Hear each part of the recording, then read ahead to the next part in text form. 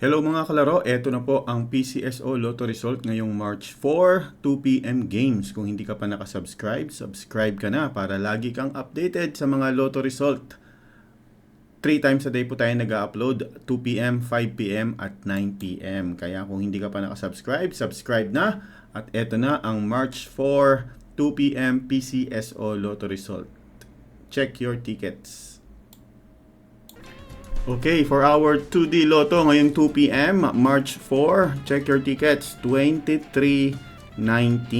2319, panalo ka ng 4,000 pesos kung tumaya ka po ng straight or target sa 10 pisong taya. At 2,000 naman kung ikaw po ay tumaya ng rumble. Congratulations! Bago tayo mag 3D Lotto mga kalaro, ini-invite ko po kayong tumaya ng Lotto sa aming Lotto outlet. Hanapin nyo lang po kami sa Facebook, K3 Taya Tayo Lotto. K3 Taya Tayo Lotto, nandiyan po ang mga teller natin. Naghihintay po kami ng message nyo. I-chat nyo lang kami, ipadala ang taya, ipadala ang bayad sa Messenger, may ticket po yan. Sesend po natin diretso sa inyong GCash or bank account kung kayo ay manalo. Kung jackpot po, sa head office po natin yan i-claim. Kaya hanapin nyo po kami sa Facebook. Ang pangalan ng Facebook natin ay K3 Taya Tayo Lotto.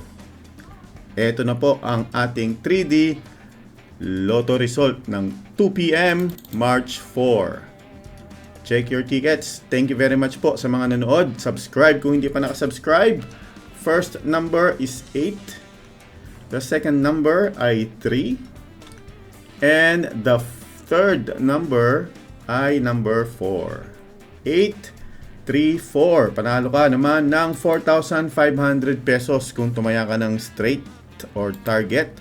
At panalo ka naman ng 750 kung ikaw po ay nag-rumble. Thank you very much. See you mamayang 5 p.m. Subscribe na.